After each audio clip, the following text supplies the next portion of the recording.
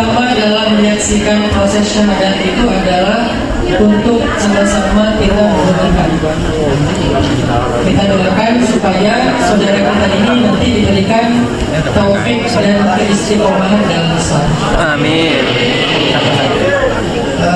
Untuk itu mungkin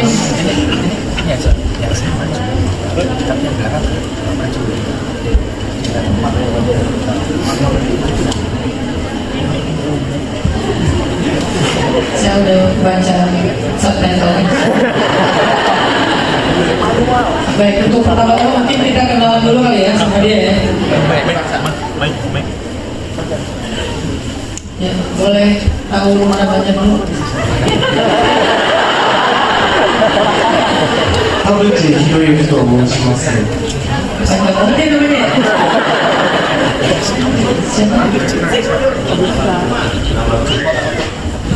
Nama lengkapnya Hiroyuki Taguchi-san. Hiroyuki Taguchi ya nama lengkapnya. Panggilannya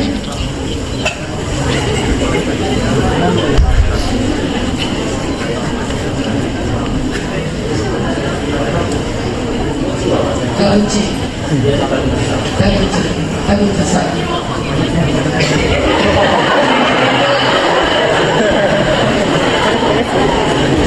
Oh ya, cek.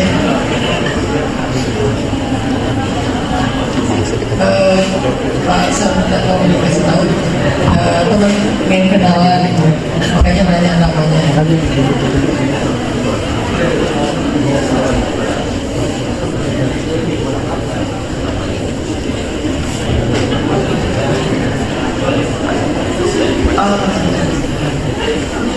Udah berapa lama Taguchi-san belajar Islam?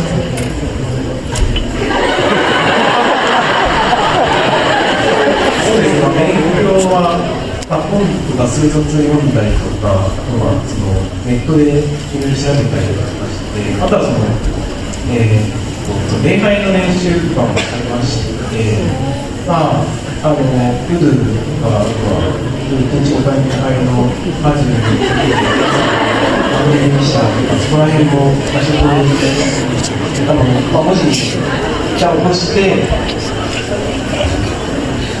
Ngerti nggak? Sama.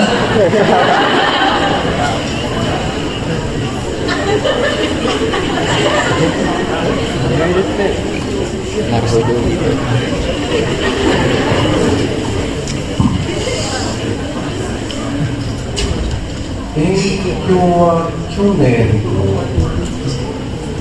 まあ、7月、8月ぐらいですけど、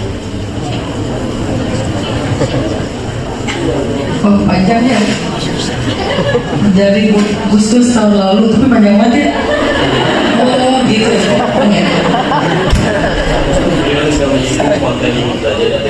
Oh, saya kira Agustus itu panjang. Masya Allah.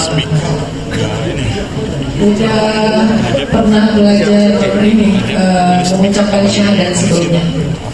Suaranya kasak-kasak itu. はい、シャワーの練習は。 Nah, kalau hai saya tahu. Udah ya.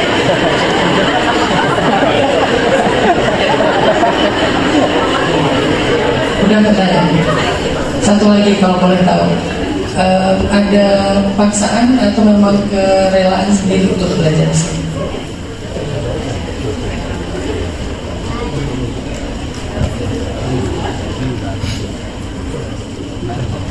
特に強制されたわけじゃなくて、そうですね、自分がイスラム教について勉強して、確かにアラーが存在するんじゃないかと、それで入信しようかと思った次第です。 Tidak ada paksaan, hasil belajar sendiri bahwa saya belajar menyadari bahwa memang ada eksistensi yang namanya Allah pasti ada dan seperti itu Masya Allah. Sebelum kita saksikan syahadat, ada yang mau tanya sesuatu ke Taguchi-san? Tidak ada. Oke ya. Bisa taksa kita mulai langsung syahadat.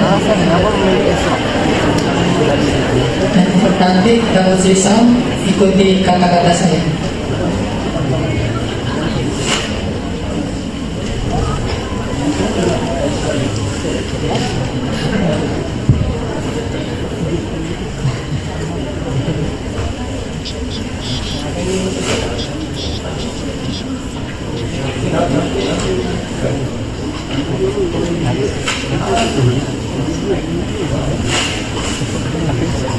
Boleh menggunakan Mas.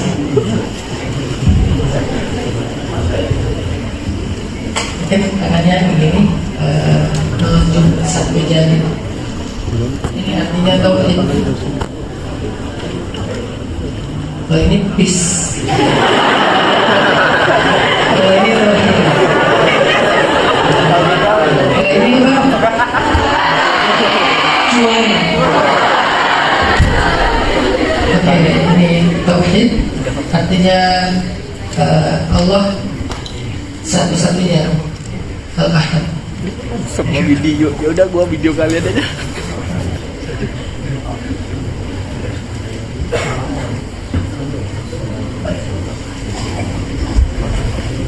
Ini dokumen ya. Asyhadu Asyhadu alla alla ilaha ilaha illallah illallah wa asyhadu wa asyhadu anna anna Muhammadan Muhammadan Rasulullah. Rasulullah. Masya Allah. Perlu diterjemahin? Ya, pakai.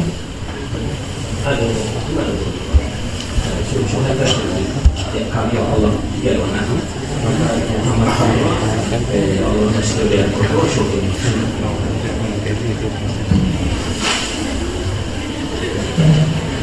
Ahlan wa sahlan, barakallahu fiik. Semoga Abu Jisa menjadi seorang muslim yang taat, menjadi seorang muslim yang istiqomah, yang diridhoi Allah Subhanahu wa taala.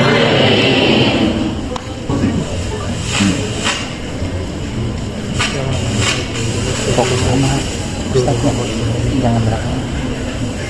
Fokus ke Ustaz, jangan belakang. Oh.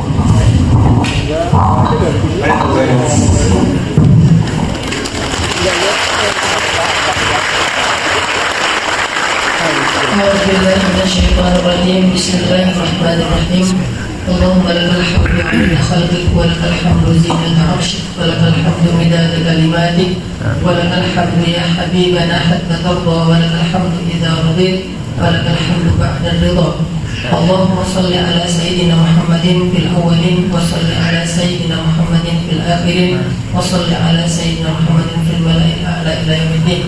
Allahumma taqabbal min akhina Abu Jisan islamahu wa imanahu wa a'malahu.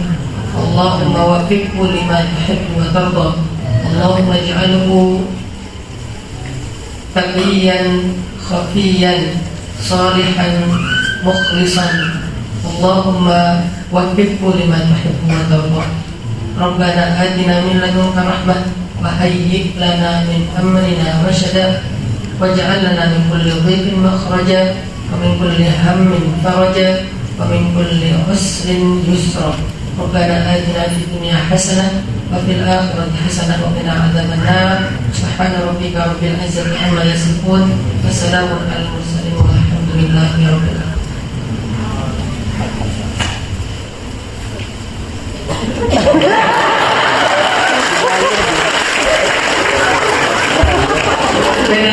Sorry guys.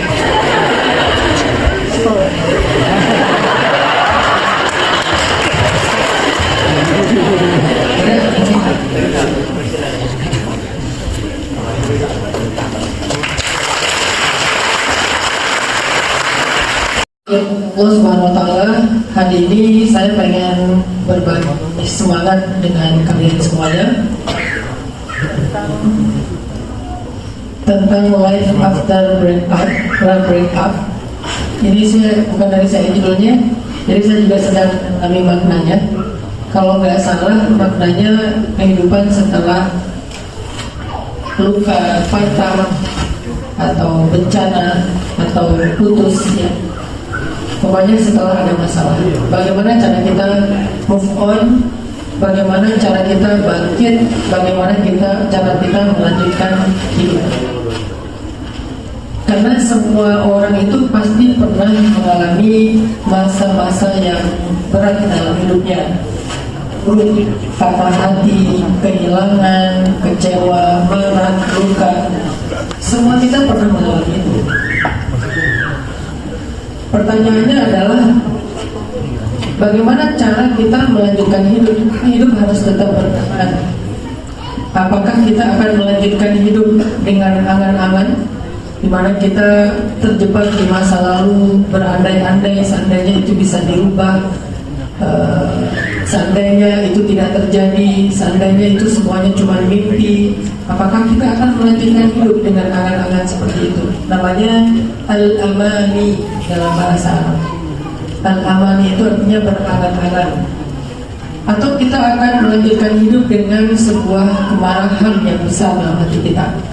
Marah kepada diri sendiri, marah kepada orang lain, enggak bisa berdamai dengan kesalahan yang pernah terjadi, sampai ke level kita benci dengan diri kita sendiri. Jadi kita tuh pengen menyakiti diri kita sendiri. Kita ngerasa malu dengan diri kita sendiri. Pengennya nggak hidup, pengennya mati aja. Apakah dengan kemarahan itu kita melanjutkan hidup? Karena dua kondisi ini akan berat buat kita. Melanjutkan hidup dengan angan-angan, kita terjebak di masa lalu, dan itu sulit sekali untuk bisa move on. Makanya saya selalu bilang, jangan pernah bersaing dengan masa lalu seseorang. Kalian gak akan pernah menang. Jadi kalau ada orang yang datang kepada kalian pengen berkomitmen, tapi dia belum selesai dengan masa lalunya, kalian jangan berikan komitmen apapun dulu. Karena gak akan pernah menang melawan masa lalu seseorang. Mungkin dia akan men-compare kalian, dia akan bilang yang dulu tuh orangnya act of service banget misalnya, yang dulu tuh orangnya soft spoken banget, saking softnya gak kedengeran soalnya misalnya.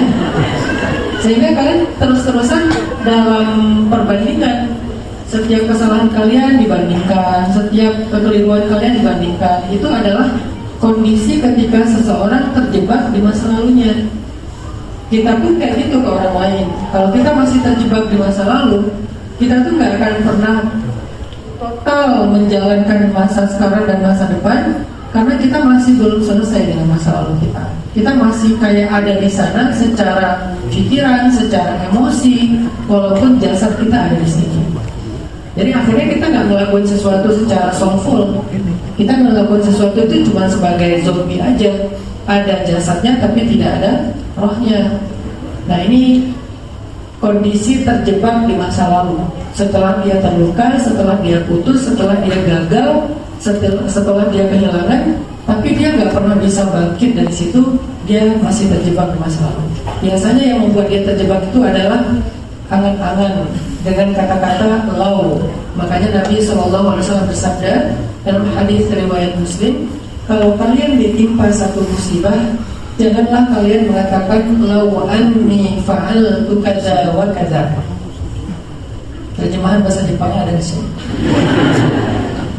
Janganlah kalian mengatakan seandainya aku melakukan ini dan itu, tapi katakan saja qadarullah, sudah takdir Allah, masya'akan, apa yang Allah kehendaki terjadi. Sesungguhnya law membuka pintu-pintu syaitan, kata Nabi. Jadi salah satu yang membuat kita terjebak di masa lalu itu adalah mengatakan seandainya, atau coba kalau waktu itu aku begini, coba kalau waktu itu aku semangat belajarnya, mungkin aku lulus. Coba kalau waktu itu aku datang lebih pagi, mungkin aku keterima. Coba kalau waktu itu aku nggak marah-marah, mungkin kami nggak akan putus. Coba kalau waktu itu aku ada di sana, mungkin kejadian ini nggak akan seperti ini. Coba kalau itu adalah kata-kata yang menjebak seseorang di masa lalu. Maka kata Nabi, hindari kata law, karena law membuka pintu syaitan. Salah satu pintunya adalah waswasah, yang dalam bahasa Indonesia disebut was-was, anxiety, atau panic attack atau overthinking, itu tuh was-wasan. Dan pembuka overthinking tersebut atau pembuka anxiety disorder itu adalah ketika kita berandai-andai dengan kata-kata seandainya, jikalau. Lalu apa gantinya kata-kata seandainya dan jikalau itu? Gantinya adalah qadarullah. Menurut saya kata-kata qadarullah ini lumayan mulai populer di anak-anak hijrah sekarang, walaupun pemaknaannya masih agak melenceng. Yang populer itu insyaallah, qadarullah, ain, istidraj, itu populer di anak ngaji sekarang. Kayak misalnya temennya bilang, besok datangnya di acara aku, insyaallah. Insyaallah-nya itu insyaallah basa-basi. Padahal insyaallah itu adalah sebuah komitmen, sebuah janji, bukan sebuah basa-basi. Besoknya gak datang, lusa ditanya lagi, kenapa kamu kemarin gak datang? Qadarullah. Qadarullah-nya jadi excuse. Harusnya qadarullah itu adalah sebuah kalimat penerimaan, kalimat ikhlas, bukan kalimat escape dari tanggung jawab, bukan kalimat excuse ketika kita nggak bisa jawab pertanyaan seseorang. Qadarullah, kenapa kamu nggak pernah bayar utang? Qadarullah. Ini pemaknaan qadarullah yang agak sedikit berubah di anak-anak hijrah. Harusnya nggak kesana arahnya. Sama kayak ain, temennya sakit dikit, kayaknya dia kena ain sih. Giliran temennya dapat nikmat, kasihannya itu mah istidraj sih. Bukan kesana arah pembicaraan ain dan istidraj, walaupun dua-duanya memang ada di dalam Islam. Ain itu memang sesuatu yang bahaya, tapi tujuannya itu bukan untuk judging, bukan untuk menghakimi orang lain. Tujuannya itu adalah untuk preventif, untuk waspada. Jangan sampai kita terlalu narsis, jangan terlalu suka pamer, flexing, karena itu cenderung nanti rentan dengan penyakit ain misalnya. Tapi kalau orang lain sakit, Nabi nggak pernah menjudge dengan kata ain, tapi Nabi mengatakan la ba'sa tahur, insyaallah. Gak apa-apa, ini penggugur dosa, ini pembersih. Jadi disemangatin, bukan dihakimi orang yang sakit. Begitu juga ketika dapat nikmat, bisa jadi itu karena dia punya amal solih yang rahasia, sehingga Allah kasih dia nikmat, bukan istidraj. Walaupun istidraj itu ada, tapi gak berlaku kepada kita sebagai orang mukmin. Istidraj itu berlakunya tuh ke Fir'aun, Haman, Qarun, kaum Ad, kaum Samud, Ashabus Sabt, umatnya Nabi Lut, kaum Lut. Itu yang namanya istidraj. Kalau kita dapat nikmat, insya Allah bukan istidraj, jauh lah. Karena istidraj itu nyari banget loh. Jadi jangan gampang melabelkan istidraj ke teman kita. Istidraj itu kehancuran yang mengerikan. Biasanya berlaku kepada orang yang paling durhaka kayak Fir'aun. Kenapa dia sukses secara politik? Istidraj. Kenapa Qarun sukses secara bisnis? Istidraj. Kenapa kaum Ad dan kaum Samud sukses secara fisik mereka kuat-kuat, bugar-bugar? Istidraj. Kenapa orang-orang Ashabus Sabt sukses dalam perdagangan ikan sebelum mereka dikutuk menjadi kera, gitu kan? Jadi istidraj itu biasanya adalah fase terakhir sebelum ditimpakan musibah yang besar. Jadi dibiarkan mereka menikmati hidupnya seolah-olah mereka dapat banyak kebaikan, padahal itu awal dari kehancuran. Tapi orang mukmin nggak akan pernah dapat istidraj. Orang mukmin kalau dapat nikmat, ya berarti itu bagian dari jaza, bagian dari balasan Allah atas kebaikan dia. Begitu juga dengan tadi kata-kata qadarullah. Ternyata kata-kata qadarullah itu adalah kata-kata yang bisa membantu kita buat bangkit, buat move on dengan cara berdamai dengan masa lalu. Kenapa kita berdamai dengan masa lalu? Karena masa lalu itu adalah sesuatu yang sudah Allah tetapkan dan tidak bisa berubah. Gak ada pilihan selain berdamai. Gak bisa dirubah lagi. Itu udah takdir Allah kayak gitu. Misalnya kalian gak jadi nikah sama fulan, kita cowok-cowok gak jadi nikah sama fulan misalnya. Gimana cara kita move on bahwa dia itu udah bahagia dengan pilihan dia atau pilihan orang tuanya yang kita lihat pakai akun kedua? Dan ngintipnya pakai akun kedua, followingnya cuma satu orang kan. Kalau akun pertama ya buat branding lah, personal branding. Sampai ada yang akunnya 10 karena mantannya 10. Gimana cara kita berdamai, move on dengan dia yang udah bahagia dengan pilihannya atau pilihan orang tuanya? Ya kita katakan saja, memang dia bukan takdir jodoh saya. Jodoh takdir itu definisinya kataballahu ma asaba annama asabahu lam yakun liyukhti'an wa ma akhta'ahu lam yakun liyusibah. Apa yang Allah tetapkan menimpa seseorang tidak akan darinya, dan apa yang Allah tetapkan meleset dari seseorang tidak akan menimpanya. Itu takdir. Apa yang Allah tetapkan menimpa seseorang tidak akan meleset darinya. Apa yang Allah tetapkan meleset dari seseorang tidak akan menimpanya. Berarti kalau kita nggak jadi nikah dengan seseorang yang kita udah semangat banget, udah ngerasa feel-nya udah bagus banget, tapi nggak jadi, berarti memang dia bukan jodoh kita. Mau digimanain juga nggak akan jadi. Kalian mau pacaran 20 tahun, bahkan pacaran sejak TK nih, kalau dia bukan jodoh kalian nggak bakal jadi loh. Kalian nggak pacaran, dia dekat sama yang lain, mungkin dia jadi putus sama yang lain 1000 kali. Kalau dia jodoh kalian, tetap balik lagi ke kalian. Jadi nggak usah khawatir tentang hal kayak gitu. Kalau kayak gitu ngapain pacaran coba? Pacaran nggak pacaran sama aja, orangnya nggak berubah kan? Yang ada kalau pacaran salah orang, malah patah hati. Kalau pacaran ternyata orangnya benar, nggak salah, memang jodoh kita, berarti kita sudah mengawali sesuatu yang baik dengan sesuatu yang tidak baik. Ngapain coba? Karena nggak berubah, orangnya sama. Yang berubah adalah keadaannya. Kalau kita nggak pacaran, berarti keadaannya berkah, pas ketemu Allah ridho. Kalau pacaran, keadaannya nggak berkah, pas ketemu Allah nggak ridho. Ketemunya orang yang sama. Rezeki juga kayak gitu. Apa yang Allah sudah tetapkan menjadi rezeki kalian dalam konteks karir nih, 1 butir beras pun nggak akan masuk ke piring orang lain.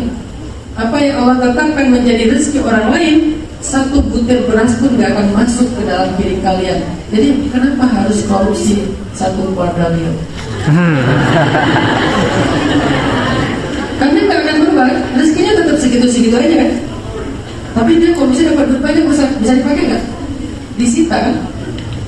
Jadi bukan rezeki dia.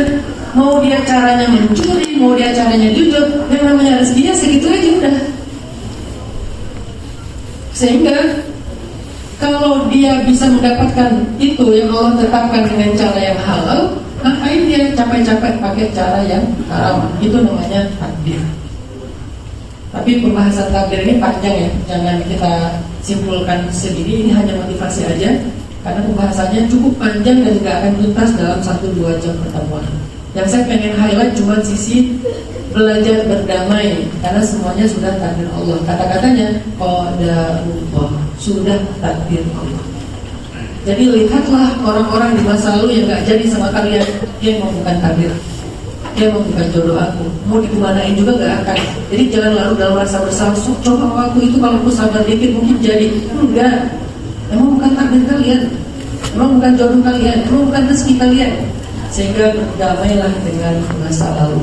Ini kondisi ketika seseorang terjebak di masa lalu. Atau kita melanjutkan hidup tapi dengan kondisi menyimpan marah, menyimpan luka, menyimpan kecewa, menyimpan rasa benci terhadap diri kita atau orang lain, dan itu juga gak akan bisa bangkit. Bagaimana kita bisa bangkit dengan beban yang sangat berat di atas pundak kita yang bernama amarah dan susah bangkit? Kalau pengen bangkit, caranya kita harus meletakkan beban. Dan itu Allah singgung di dalam surat Al-Maidah. Wa wada'na 'anka wizrak alladzi anqadha dhahrak. Dan kami turunkan beban yang memberatkan. Astagfirullahaladzim. Takdir Allah.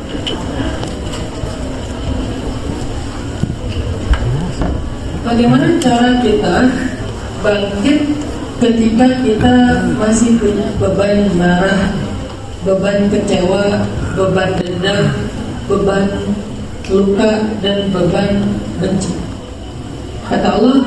wa wada'na 'anka wizrak alladhi anqadha dhahrak. Kami turunkan bebanmu yang memberatkan punggungmu. Jadi harus dilengkapkan beban itu. Marah itu harus diturunkan dari pundak kita. Benci itu harus diturunkan dari pundak kita, dan itu nggak mudah.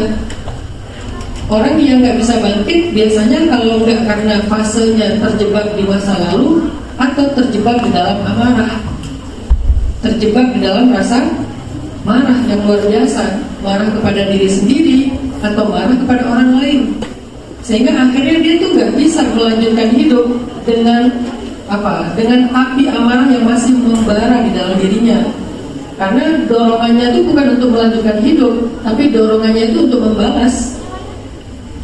Dorongannya itu untuk menyakiti, baik menyakiti orang lain atau bahkan menyakiti diri sendiri. Dorongannya itu ke sana gitu. Ketika kita marah kepada diri sendiri, maka dorongannya itu bukan melanjutkan hidup, tapi pengen menyakiti diri sendiri.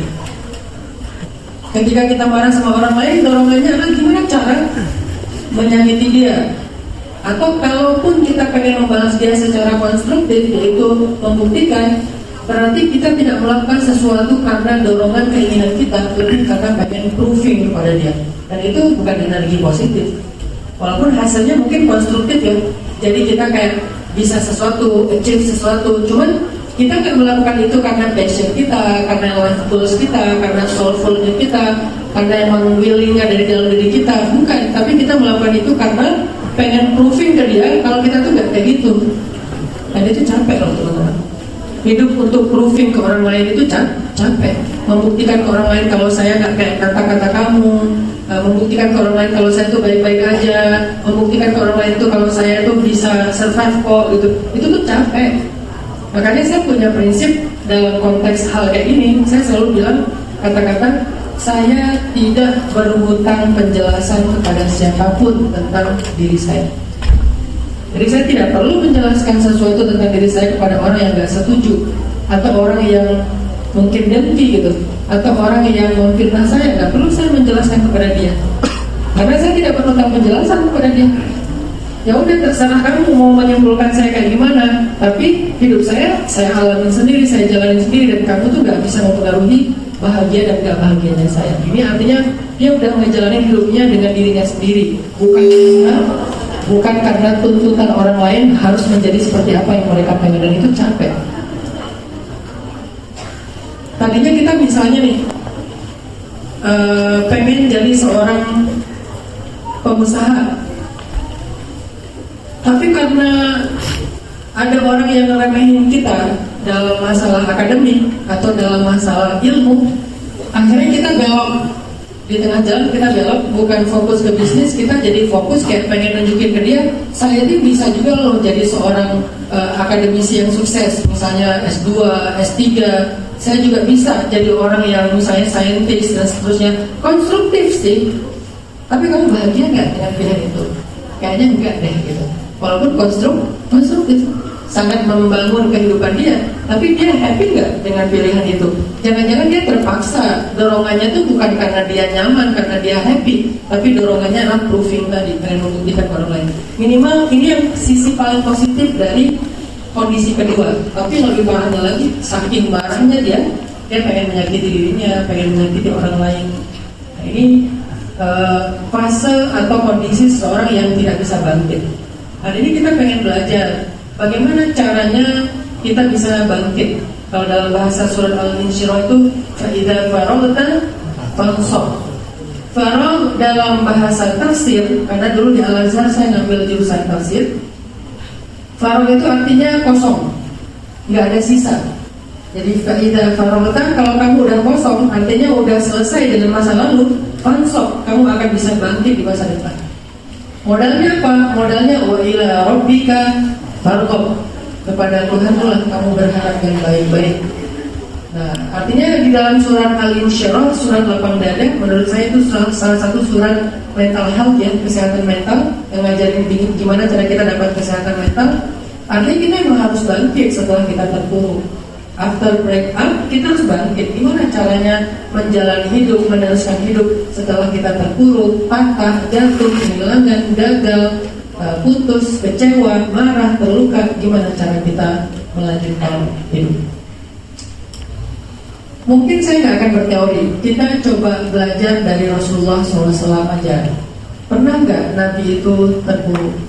Pernah nggak Nabi itu kecewa? Pernah nggak Nabi itu sedih? Pernah nggak Nabi itu terluka? Pernah banget, teman-teman. Karena beliau adalah manusia biasa. Bahkan dari lahir beliau sudah mendapatkan ujian hidup yang berat. Tapi salah satu luka yang paling berat yang pernah dialami Nabi, bahkan disebut sebagai long grieving. Long grieving itu kesedihan yang panjang. Itu ketika Nabi kehilangan Sayyidah Khadijah. Nabi nggak punya ayah adalah sebuah ujian yang berat. Kehilangan ibu, kehilangan kakek, nanti setelah menikah kehilangan putra-putranya, termasuk kehilangan putrinya, kehilangan cucunya, kehilangan pamannya Hamzah. Itu berat bagi Nabi. Tapi nggak ada di antara semua ujian itu yang lebih berat bagi Nabi daripada kehilangan Khadijah. Wafatnya Khadijah di pangkuan Nabi. Nabi wafat di pangkuan Aisyah, tapi pangkuan Nabi dipakai untuk wafatnya Khadijah. Saking istimewanya Khadijah. Orang yang pertama yang sholat di belakang Nabi, yang pertama bersyahadat kepada Nabi, yang support total terhadap dakwah Nabi, yang habis-habisan mendukung Nabi dan seterusnya, yang memberikan Nabi, satu-satunya orang yang memberikan Nabi keturunan. Nanti ada si Maria yang memberikan Ibrahim, tapi kan gak lama meninggal ya. Tapi yang benar-benar memberikan keturunan sampai punya nasab, itu Sayyidah Khadijah. Dan Khadijah itu first love dan true love-nya Nabi. Karena orang tuh cintanya ada beberapa model ya. Ada yang namanya first love, cinta monyet ya. Ada yang namanya hard love, biasanya ini break up-nya di sini nih. Ada yang namanya unconditional love, yang nyelamatin dia setelah dia terpuruk. Ada yang namanya true love, cinta sejati. Khadijah itu cinta pertama dan sekaligus cinta sejati. Walaupun setelahnya Allah memerintahkan Nabi untuk menikah lagi, tapi nggak ada satupun yang bisa menggeser Khadijah di hati Nabi SAW. Dan itu juga yang bikin Sayyidah Aisyah cemburu kan. Secantik-cantiknya Sayyidah Aisyah, sepintar-pintarnya Sayyidah Aisyah, sebidadari-bidadarinya Sayyidah Aisyah, kalau udah Nabi ingat Khadijah, Sayyidah Aisyah merasa nggak ada apa-apanya dibandingkan Khadijah. Maka wafatnya Khadijah adalah patah hati yang paling dalam bagi Rasulullah SAW. Sehingga tahun itu dikenal dengan nama tahun duka cita, long grieving, kesedihan yang panjang. Bagaimana cara Nabi melanjutkan hidup setelah Khadijah? Kalau kita terjemahkan judul kita hari ini dengan konteks sejarah Nabi, Life After Breakup. Bagaimana cara Nabi melanjutkan hidup setelah patah hati, setelah kehilangan Khadijah? Apa yang membuat Nabi bisa bertahan lama, bahkan kemudian dakwahnya lebih melejit lagi gitu? Kalau kita analogikan dakwah itu sebagai karir, kemudian karirnya lebih hebat lagi. Apa yang membuat Nabi bisa bangkit? Nanti teman-teman perhatikan runut ceritanya ya. Setelah Nabi kehilangan Abu Thalib 1 bulan, Abu Thalib wafat, Khadijah wafat. Dalam kondisi kayak gitu, ada satu cara healing yang diajarkan Allah kepada Nabi, dan itu benar-benar bisa membuat Nabi cepat bangkit. Healing itu namanya Isra dan Mi'raj. Isra dan Mi'raj. Kalau kita pelajari perjalanan Isra dan Mi'raj, Isra dan Mi'raj itu menurut saya adalah sebuah metode healing atau cara kita bangkit yang ilmiah banget dalam teori mental health. Dalam teori mental health itu ilmiah banget. Kan dalam mental health itu ada hormon kebahagiaan kan. Ada serotonin, ada dopamin, ada endorfin, ada oksitoksin dan seterusnya.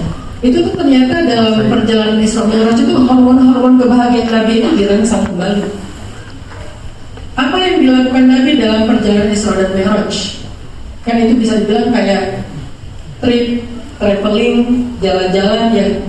Kalau di zaman kita sekarang misalnya ada yang namanya serotonin. Serotonin itu hormon kebahagiaan yang dimunculkan lewat berdoa, atau kalau kita orang Islam sholat, baca Quran, zikir. Dia dimunculkan juga dengan sunbathing. Kita terpapar cahaya matahari pagi, atau forest bathing, kita pergi ke alam terbuka, tamasya, jalan-jalan, itu tuh serotonin kan. Itu akan memunculkan hormon kebahagiaan yang disebut dengan mood stabilizer. Jadi mood kita itu stabil lagi gara-gara kegiatan ibadah dan kegiatan di alam terbuka. Maka Isra dan Mi'raj adalah sebuah mood stabilizer atau serotonin bagi Rasulullah SAW. Karena Nabi diajak oleh malaikat Jibril untuk jalan-jalan. Dan jalan-jalannya itu bukan jalan-jalan yang cuma foto-foto, konten, terus cari filter yang bagus, kredit, di-capcut, lalu posting, bukan. Jalan-jalannya itu jalan-jalan yang memang menikmati alam, bukan konten. Konten boleh, cuma jangan sampai kalian saking kontennya lupa menikmati alam yang ada di sekitar kalian sehingga hormon kebahagiaan itu gak muncul. Pulang dari sana capek ngedit. Udah capek-capek ngedit pasti posting, viewsnya kecil. Dan itu ada yang julid lagi, gitu aja pamer. Orang Sakura tinggal dikit juga misalnya ya. Harusnya kan jalan-jalan itu tujuannya bukan itu cuma gimmick doang sih. Tapi yang utama adalah memunculkan hormon mood stabilizer yang buat mood kita tuh stabil lagi setelah tadi terguncang oleh kekecewaan. Udah gak mood, gak mau ngapain. Kan orang kalau gak mood tuh jadi kayak gak mau beraktivitas, mager, gak mau bangun dari tidur, bahkan gak mau bangun dari mimpinya, pengennya tidur terus, pengennya hilang gitu. Itu berarti dia butuh serotonin untuk mengambil kembali moodnya supaya stabil. Dan salah satunya kalau ibadah itu dirasa sesuatu yang serius, ada yang lebih entertain, yaitu jalan-jalan. Maka Nabi SAW waktu itu melakukan 2 kegiatan serotonin menstabilkan mood. Yang pertama, beliau sholat di depan Ka'bah. Jadi malam sebelum terjadi Isra dan Mi'raj, kondisinya Nabi lagi sholat di depan Ka'bah dan berdoa dengan doa yang panjang sampai ketiduran. Itu serotonin kan, beribadah. Lalu ketika Nabi sedang ketiduran, datanglah malaikat Jibril dengan buruknya membangunkan Nabi, lalu mengajak Nabi jalan-jalan. Jalan-jalan di mana? Jalan-jalan di bumi, baru kemudian jalan-jalan ke langit. Jalan-jalan di bumi namanya Isra, direkam di dalam surat Al-Isra. Sedangkan jalan-jalan ke langit namanya Mi'raj, direkam di dalam surat Bintang atau surat An-Najm. Jadi kalau Isra dan Mi'raj, dokumentasinya ada di surat Al-Isra, ada di surat An-Najm. Itu captionnya. Kalau kalian pengen baca postingan tentang Isra dan Mi'raj, Allah posting di surat Al-Isra, Subhanalladzi asra bi'abdihi, dan Allah posting di surat An-Najmi, wan najmi idza hawa, terutama kalimat ketika dia melihat apa yang dia lihat dan seterusnya. Nah, perjalanan ini ternyata adalah sebuah cara Allah untuk membangkitkan moodnya Nabi dalam menjalani hidup. Artinya itulah cara kita menerima. Kalau kita habis kecewa, kalau kita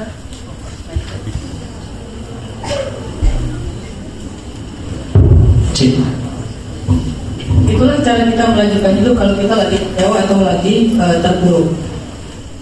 Saya punya lifestyle, makanya dakwah saya itu mungkin sedikit berbeda dengan dakwah ustaz-ustaz yang lain. Dakwah saya itu sebetulnya bukan cuma sharing begini. Dakwah saya itu adalah dakwah lifestyle. Saya sengaja posting lifestyle saya, terutama hal-hal yang sifatnya serotonin, kegiatan outdoor saya, itu tuh sebuah lifestyle, menginfluence anak muda bahwa setelah hijrah hidup bakal kaku. Saya punya hobi, misalnya hobi saya itu adalah surfing sama diving, scuba diving. Saya kalau lagi kayak capek, lagi sedih, lagi nggak mood, maka cara mengembalikan mood stabilizer saya itu adalah saya pergi nyelam. Kayak sekarang nih, pulang dari sini ada rencana pengen nyelam di Maratua. Kalau kemarin misalnya terakhir saya nyelamnya di Morotai, yang bareng hiu itu, atau sebelumnya di Bandar Daerah yang katanya jangan mati dulu sebelum ke Bandar. Nah, itu kan saking bagusnya, terus di Morotai, terus bentar lagi ke Maratua. Kemarin hampir jadi ke Raja Ampat tapi nggak jadi gara-gara bentrok dengan jadwal dakwah. Padahal diving di Raja Ampat itu adalah hajinya divers. Jadi kalau belum ke Raja Ampat itu Islamnya belum sempurna, rukun kelimanya belum, yaitu haji bagi yang mampu.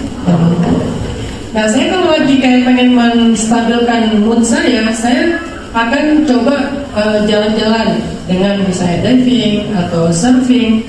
Surfing karena karena lebih berat, jadi kadang-kadang yang santainya diving, deep dive misalnya nyelam di kedalaman 50 meter, 52, 55 itu sampai ngalamin yang namanya narkosis. Narkosis itu fly tapi halal. Jadi di kedalaman 45 ke bawah itu tuh tingkat konsentrasi kita itu akan berkurang beberapa persen, bisa 10 sampai 30%, terus tiba-tiba kita kayak halu gitu. Tiba-tiba kita kayak melihat ada banyak penampakan dan kita tuh kayak nyaman beberapa detik, 10 detik, 15 detik sampai dipanggil sama guide-nya ting balik, karena kalau nanti kamu nggak balik akalnya harus balik lagi. Nah itu adalah sebuah proses serotonin mengembalikan mood, karena hobinya diving atau surfing mengembalikan moodnya itu ya dengan cari ombak. Kadang-kadang ya gulung ombak itu bagian juga dari menstabilkan mood, karena digulung masa lalu itu lebih berat gitu daripada digulung ombak. Digulung ombak apa sih? Itu adalah bentuk serotonin, dan itu tuh ternyata sunnah Nabi, teman-teman. Sunnah Nabi, jangan dianggap itu sebagai entertain, dapat pahala. Itu tuh sunnah. Seandainya bukan cara itu Nabi mengembalikan mood, Allah gak akan isrokan Nabi. Jadi di antara banyak pelajaran-pelajaran Isra yang sering di highlight sama Ustaz, saya ingin meng-highlight sisi mental health-nya nih. Kenapa saya lebih meng-highlight mental health? Karena segmentasi dakwah saya, umat saya itu anak muda yang paling akrab dengan mental issue. Ada Ustaz yang umatnya ibu-ibu misalnya, biasanya narasinya gini: harta suami, harta istri, harta istri. Saya juga bingung itu dalil dari mana ya. Ini narasi Ustadz yang umatnya atau segmen dakwahnya ibu. Kalau yang segmen dakwahnya orang tua misalnya, biasanya itu pembahasannya tentang persiapan kematian, husnul khotimah, siksa kubur gitu kan. Karena segmentasi dakwah saya anak muda, anak nongkrong, anak komunitas, anak hobi, anak gaul, Gen Z, kayaknya nggak ada Gen Alpha deh. Paling ada tapi masih digendong, nggak ngerti apa-apa. Gen Z atau Gen Millennial 90, maka saya akan coba banyak meng-highlight narasi Islam yang up to date dan relate dengan kehidupan anak muda.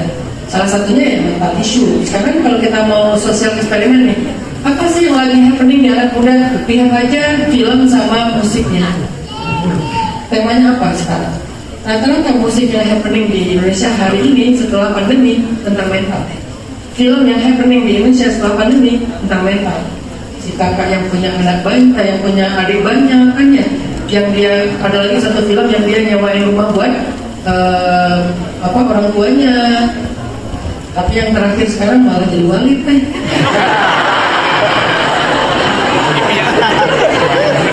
Walid Dewi boleh tak? Ada Dewi di sini.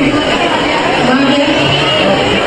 Kenapa jadi walid? Berarti ada fenomena yang kayaknya agak sedikit bergeser nih dari mental jadi walid. Yang saya ingin sampaikan adalah ternyata dalam konteks mental health, Islam itu juga punya banyak literasi loh. Salah satu bentuk literasinya adalah hormon kebahagiaan yang diajarkan melalui program atau kegiatan Nabi Isra dan Mi'raj. Itu jalan-jalan ke alam, apalagi ke alam ya. Bahkan sekarang saya karena agak concern di isu mental ya, di Eropa itu ada satu terapi namanya equine terapi. Equine terapi itu terapi mental dengan cara mengurus kuda. Bukan horse riding, tapi lebih ke grooming itu ngurus kuda, kan kuda, training kuda, itu namanya equine terapi. Dan ternyata Nabi itu sudah melakukan equine terapi di zaman beliau dengan hobi beliau berkuda. Dan Nabi bukan cuma menunggangi kuda, beliau ngurus kuda, bonding sama kuda. Makanya saya punya stable. Alhamdulillah sekarang kita punya lebih dari 6 kuda. Saya punya satu kuda favorit saya yang udah bonding sama saya. Karena saya ngasih dia makan, saya mandiin, kita bonding, training bareng, jalan bareng ke hutan gitu ya, ngobrol. Karena kuda ngerti apa yang kita ngomongin, cuma nggak bisa balas. Kalau dia bisa balas kan agak serem ya. Dia ngerti gitu. Kenapa kesatria zaman dulu itu ngomong dengan kudanya? Karena kuda itu ngerti. Cuman dia nggak bisa bahasa kita. Jadi kayak itu bonding, dan itu equine terapi namanya. Nabi sudah melakukannya walaupun nggak dijelaskan secara teori mental health. Tapi itu sunnah Nabi. Jadi jangan bilang hobi-hobi kayak gini itu kayak nggak ibadah, nggak berpahala. Itu penting banget loh untuk kesehatan mental kita. Selain ibadah yang sifatnya mahdoh atau ritual, ada juga kegiatan yang sama-sama serotonin selain ibadah adalah jalan ke alam. Bahkan ada namanya forest bathing. Saya punya di rumah buku tebal, judulnya The Miracle Life of Plants, keajaiban kehidupan pohon atau tanaman. Ada satu subjudul, Plants Can Read Your Mind. Jadi pohon itu bisa membaca pikiran kita, bukan dengan curhat, tapi dengan energi yang kita keluarkan dia bisa baca. Sehingga ketika kita memeluk pohon, kita tuh lagi mentransfer energi negatif kita, diserap oleh dia, diganti dengan energi positif. Sebagaimana pohon juga punya peran ekologis, menyerap karbon dan mengeluarkan oksigen. Maka begitu juga dia menyerap energi negatif kita dan mengeluarkan energi positif. Itu peran ekologis pohon banget, disebut dengan forest bathing, sun bathing dan seterusnya. Itu dialami oleh Nabi SAW dengan Isra-nya. Walaupun Isra-nya itu kalau yang disebutkan di Al-Isra itu cuma dari Masjidil Haram ke Masjid Aqsa, tapi kata ulama mampir-mampir loh, nggak langsung direct ke Masjid Aqsa, dia transit dari Masjidil Haram, transit dulu ke Yathrib yang kelak jadi Madinah. Dari Yathrib transit lagi ke Tursaina, Mesir, tempat Nabi Musa mendapatkan wahyu. Dari Tursaina, gunung, baru lanjut lagi ke Masjidil Aqsa. Nah, di setiap transit itu, Nabi itu tuh lagi healing dengan konsep alam tadi, serotonin, hormon stabilizer. Dari kalian yang tinggal di Jepang dengan alam yang masih sangat terjaga, saya melihat orang Jepang hidupnya kayak tadi pagi aja. Tadi pagi kan saya habis ngisi bareng teman-teman anak-anak Jepang nih. Pas keluar dari ruangan itu saya lihat di taman kayak balai kota gitu, orang-orang lagi pada menikmati udara pagi dengan hangatnya matahari, bawa bayi, terus anak-anak pada main sepeda, main skateboard. Itu tuh sebetulnya kegiatan yang disukai Nabi. Dan itu sehat buat mental, dan Nabi pun mengalami itu. Bukan cuma pas Isra dan Mi'raj, di banyak kegiatan Nabi itu punya hobi ke alam. Nabi naik ke Gunung Uhud, Nabi itu menunggangi kudanya, Nabi itu duduk di sumur. Sumur itu kalau dalam bahasa kita sekarang kayak oase gitu. Bukan bahasa Arabnya sumur, tapi bukan toilet ya. Oase, mata air, duduk di situ. Itu tuh bagian dari serotonin. Dan Nabi punya kebiasaan itu. Cuman jarang di-notice karena ustadz-ustadz fokusnya bukan ke mental health, lebih fokusnya mungkin ke fikih, akidah, beda-beda konsentrasi ustadz. Maka nikmatilah rezeki yang Allah berikan kepada kalian. Harusnya tinggal di sini tuh nggak mungkin nggak mood sih. Gimana nggak mood? Kalian tinggal keluar aja, alamnya udah terjaga. Bulan April, bulan Maret kalian bisa lihat sakura. Nanti kalau pas musim panas kalian bisa main ke sungai. Orang banyak yang barbeque di sungai, mereka bikin tenda di sungai, atau mungkin kalau dekat dengan laut di laut. Saya nggak.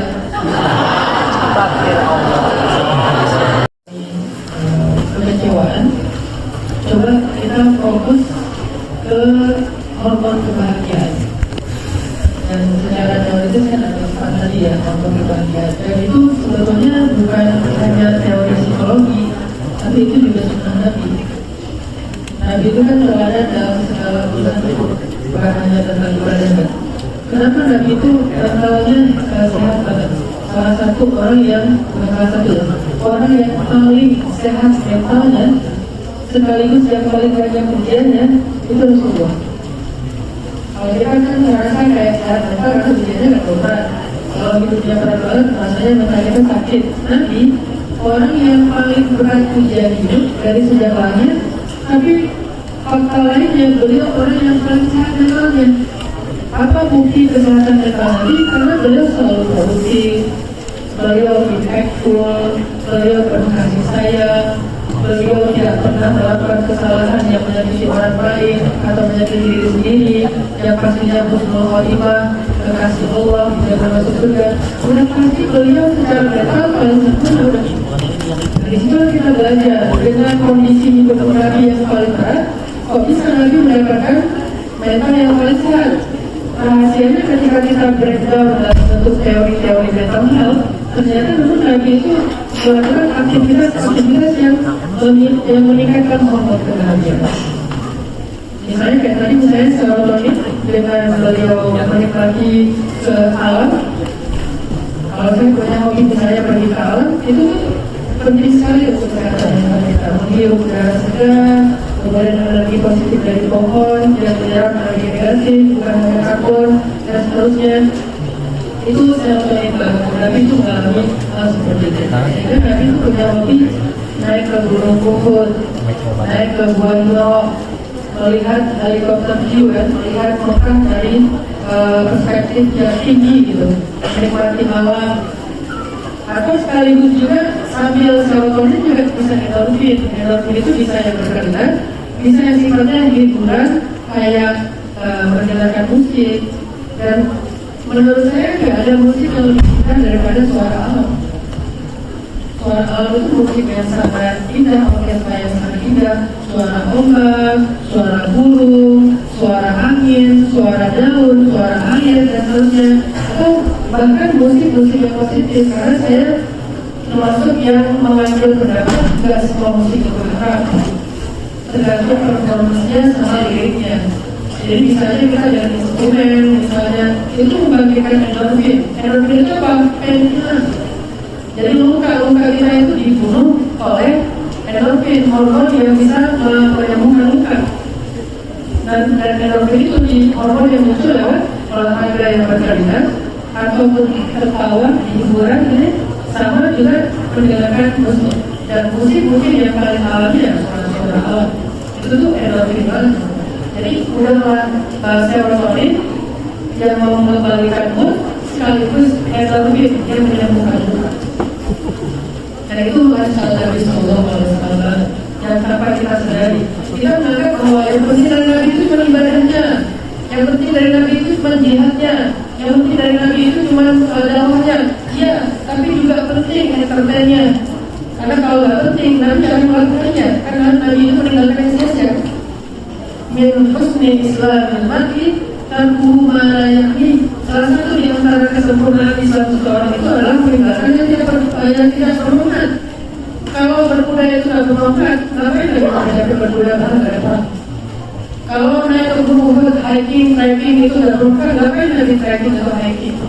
Kalau ternyata pergi ke alam ataupun jalan-jalan ke tempat-tempat yang indah kayak gitu, kayak misalnya padang pasir, lagi itu pernah ya padang pasir pulang dari perjalanan jihad ke sana. Malam-malam nih padang pasir, terus Nabi dan para sahabat semuanya tidur di pasir. Jadi kayak grounding gitu loh. Tidur di pasir, grounding, malam-malam dan pas jalan rumah tuh.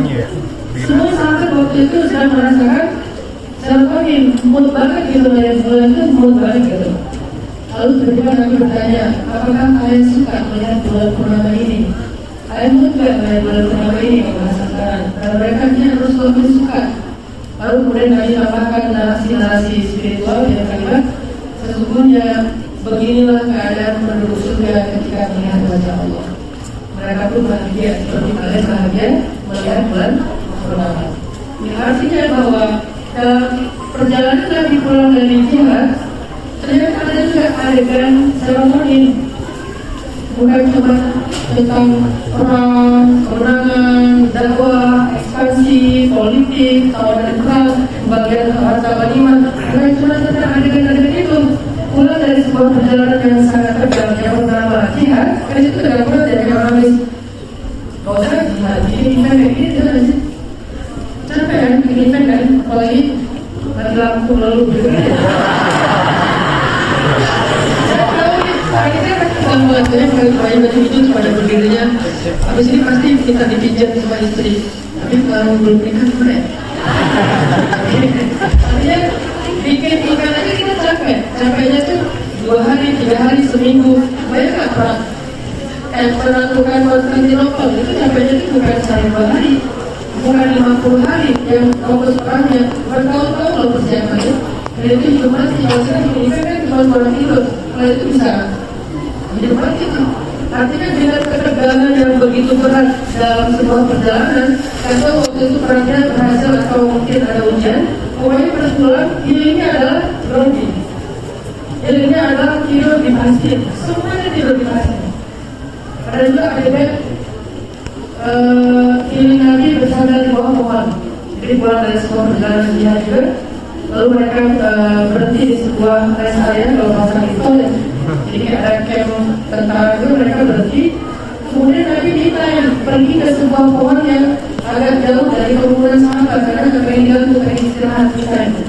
Duduklah Nabi saja bersandar di pohon itu dan memejamkan mata. Yang kita tahu adegannya kemudian ada yang menguruskan pedang di leher Nabi. Kemudian dia bertanya, ya Muhammad, kalau aku ingin membunuh kamu, siapa yang bisa menyelamatkan kamu? Nabi dan tenang menjawab, Allah, Allah, Allah. Aku jatuh. Nabi ambil balik dimuruskan ke dia, siapa yang bisa menyelamatkan kamu jika aku ingin membunuh kamu? Kata orang itu, kau Muhammad. Dibalikin pedangnya, terus dia pulang kaumnya, dia datang lagi masuk Islam. Yang di highlight sama beberapa penceramah kan sisi pedangnya, karena itu adalah POV yang penceramah dengan konsentrasi bab apa misalnya. Kalau saya karena konsentrasi saya adalah mental health, yang saya highlight justru bukan sisi pankreas pedangnya.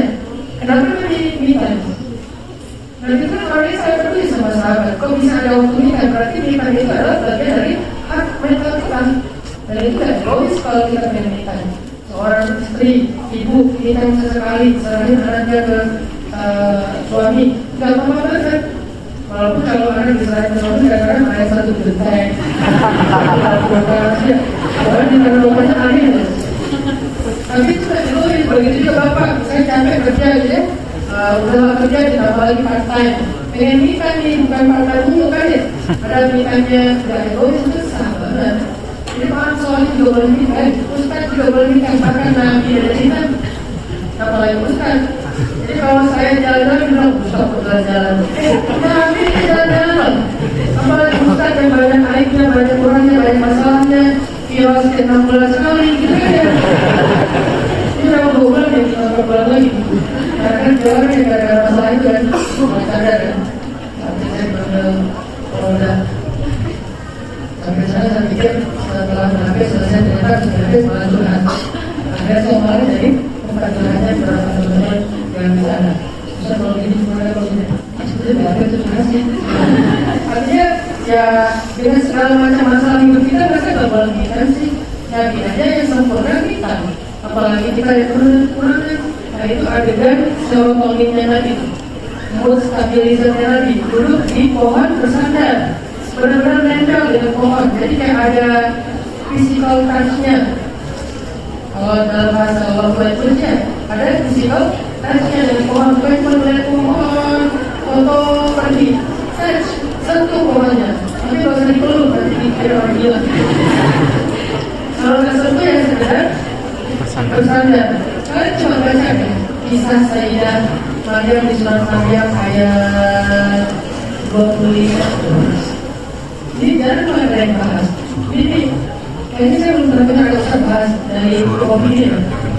Sayyidah Maryam itu di ayat 23 ketika melahirkan pernah bilang gini, ya laitani tuqala hadza wa kuntu nasiyan mansiya. Aduh, seandainya aku mati aja. Itu kata-kata orang lagi lain. Tapi benar-benar benar, seperti lagi burnout atau mental exhaustion, lelah secara mental, bebannya berat banget. Sehingga dia mengatakan kalimat-kalimat kayak udah sampai sampai bahasanya, ya laitani itu qabla hadza. Aduh, seandainya aku mati aja sebelum ini. Kalau bahasanya sekarang, aku pengen hilang deh. Coba kalau aku gak pernah ada, coba kalau aku gak pernah dilahirkan. Kan ada kalimat-kalimat gitu kan? Itu persis kayak di ayat 23 surat Maryam. Maryam sedang mengalami mental exhaustion, burnout, lagi capek. Dari manusia bukan jalan air. Orang melakukan lagi malu, gak usah ikhwan, denial bahwa kalian itu lagi mengalami anxiety atau apa. Itu hal yang wajar. Sebagaimana kita bisa capai, maka kita kalau fisik itu capek karena over exercise, mungkin kita juga bisa capek karena overthinking, overworried, over apa lagi beban-bebannya gitu, bisa capek. Kalau fisik aja bisa sakit karena virus segala macam, mental juga bisa sakit dan dua-duanya penelitian. Saya nggak kalau dokter sakit, enggak. Sedokter-dokternya beliau sakit, udah sakit apa hati lantar berat, nggak bisa sakit. Karena virus di mana-mana, atau mungkin komunitas lagi itu karena terlalu capek, apa masuk angin sakit kepala. Begitu juga orang yang mungkin dia rajin ibadah, seorang ustaz, apa segala macam, rajin istirahat, rajin ngaji, harus sekolah, bisa mental takut bisa. Jadi bukan air kalau sosial orang yang kalau dikaca nanti dia akan denial. Kalau dia denial dia akan cari obat. Kalau saya nggak sakit, kalau itu gimana? Jadi bisa komplikasi. Nah artinya saya namanya sedang mengalami beban mental yang berat. Kita kata-kata ini sakit ini cukup berhada maupun tugas dan manusia. Coba perhatikan ayat 25. Apa terapi supaya Maria tak sedih lagi? Kan ayat 24-nya itu Allah tahzani. Fanada min tahtiha Allah tahzani. Dipanggil oleh malaikat Jibril, wahai Maryam jangan sedih, jangan khawatir. Tahzani itu lebih tepatnya jangan khawatir sih. Kalau bahasa sekarang anxiety ya.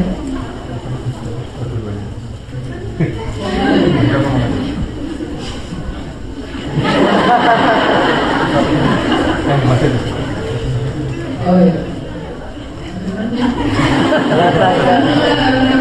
Maryam jangan khawatir, Maryam jangan sedih, Maryam jangan overthinking. Caranya biar gimana? Biar Maryam itu mau lagi. Janganlah orang kita yang Isaria. Allah sudah mengeluarkan kata ayat dari Quran. Jadi bukan Maryam jangan sedih, berzikirlah. Bagus kan pikiran, karena secara lain juga. Cuma dalam konteks ini bukan sedikit yang menawarkan Maryam, tapi materi alam. Karena life hurts and nature heals. Alam itu hidup itu sering banget menyakiti dan alam itu menyembuhkan. Kayak itu prinsipnya. Alam itu menyembuhkan kita, makanya ketika Maryam sakit, ketika Maryam kan sakit harus bersalin, harus melahirkan sakit, kemudian mentalnya juga terbeban. Allah bilang jangan khawatir Maryam, jangan anxiety Maryam, jangan sedih Maryam, jangan lapar kita tapi Maryam. Allah dan keluarin ayat di bawah kakimu. Itu tuh secara umum gitu. Dinamakan apa? Wahus dari bibit dan guncangkanlah pangkal pohon kurma. Coba perhatikan diksinya. Guncangkan pangkal pohon kurma. Tusabit alaik itu kolam jamiah akan jatuh untukmu buah-buah kurma top yang sangat segar. Pertanyaan kritis saya, Allah kalau pengen nasi kurma kenapa nasi aja sih? Kenapa gula yang kurma segala? Ternyata dalam menunjukkan kata kurma itu ada motif, ada physical touch, ada grounding, ada terapi alam di situ. Padahal kalau secara logika kita bisa nggak seorang cewek memegang pangkal pohon kurma, terus pohon kurmanya sampai bergoyang lalu jatuh pohon kurma? Logis nggak? Nggak logis loh. Pohon kurma itu lebih besar daripada pohon kelapa. Dan yang dilupakan itu bagian pangkalnya yang lebih berat lagi itu. Gimana caranya menggoyang pohon kurma yang gede banget? Cewek yang harus melahirkan yang lemah banget untuk sampai menjatuhkan hubungan jadian itu nggak logis. Tapi bukan itu poinnya. Kalau diambil dari sudut pandang yang benar-benar nggak ketemu nih. Bahwa ketemu poinnya itu bukan usaha menggoyang pohon kurma. Kamu harus jatuh karena pohon itu punya energi positif buat kamu. Nanti bagian Allah yang harus kamu makan makanan enak itu dopamin kan.